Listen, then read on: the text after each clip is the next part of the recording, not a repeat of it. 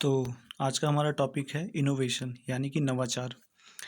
तो इस लेक्चर में हम जानेंगे कि नवाचार क्या होता है, इसका अर्थ क्या है, इसकी परिभाषा क्या है और कुछ एग्जाम्पल देखेंगे हम। तो इस शब्द को हमने सुन बहुत रखा है, लेकिन अब सोशियोलॉजी में इसको हम कैसे देखते हैं, इसका क्या मतलब होता है, ये हम जानेंगे। तो जनरल मीनिंग देखेंगे इसकी कि नवाचार का अर्थ किसी भी ऐसे नए विचार, व्यवहार अथवा वस्तु से है जो प्रचलित रूप से भिन्न होती है। यानी कि कोई ऐसा विचार, कोई ऐसी वस्तु, कोई ऐसा व्यवहार जो कि नया होता है, जिसमें नयापन होता है। ठीक है, जो प्रचलित व्यवहार होते हैं उनसे वो भिन्न होता है। आगे स्पष्ट है कि नवाचार का तात्पर्य कार्य करने, विचार करने अथवा व्यवहार करने के किसी भी उस नए ढंग से है जिसे प्रोत्साहन मिलने से व्यक्तियों की जीवन विधि और सामाजिक संबंधों में परिवर्तन होने लगता है। देखिए, इम्पॉर्टेंट बात यह है कि नवाचार जो होता है वो कोई व्यवहार करने का, कार्य करने का, कोई ऐसा या विचार करने का कोई ऐसा नया ढंग होता है जिसको जब प्रोत्साहन मिलता है तो उससे व्यक्तियों की जीवन विधि, जिस तरह से लोग जीते हैं, वो जब मोड ऑफ लाइफ चेंज हो जाता है, उनका मोड ऑफ लाइफ चेंज होने से उनका जो सोशल रिलेशनशिप्स हैं वो बदलने लगती हैं। तो जब सामाजिक संबंध बदलेगा तो सामाजिक परिवर्तन होगा। ठीक है, आगे अब हम इसकी डेफिनेशन पर आएंगे।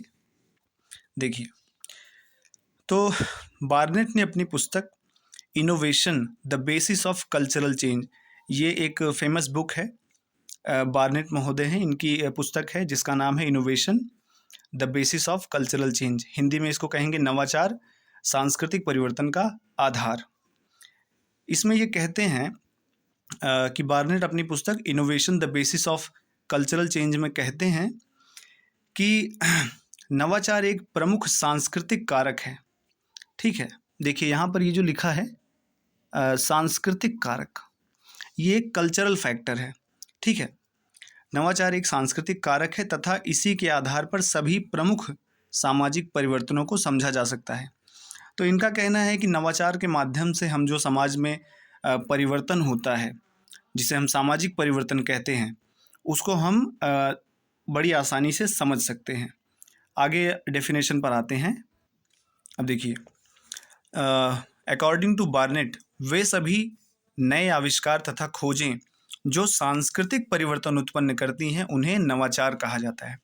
देखिए, बहुत ही आसान परिभाषा है नवाचार की, जो कि बार्नेट ने दी है।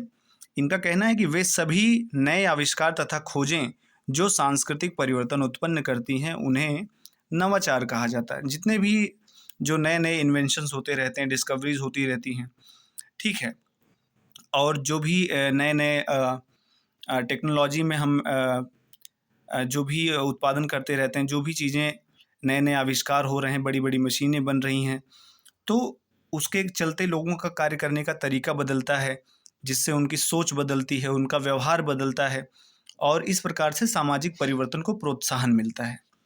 अब हम इसके कुछ एग्जाम्पल्स देखेंगे।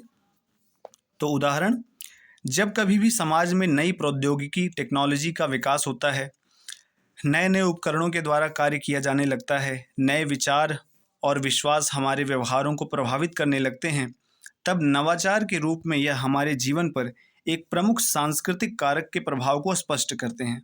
ठीक है, आज आज नवाचारों के कारण सामाजिक क्षेत्र में व्यवहार के नए ढंग विकसित हो गए हैं। नए विश्वासों ने समाज सुधार आंदोलन को बहुत तेज कर दिया है। ठीक है, तो ये था इनोवेशन के बारे में। देखिए, वैसे जनरली नाम सबने सुन रखा होता है, लेकिन उसका मतलब नहीं पता होता, और जब तक आपको एक्चुअल मीनिंग ना पता हो तब तक आप इसका इस्तेमाल नहीं आप समझ नहीं पाएंगे। तो आई होप आपको ये समझ में आया होगा कि इनोवेशन क्या है।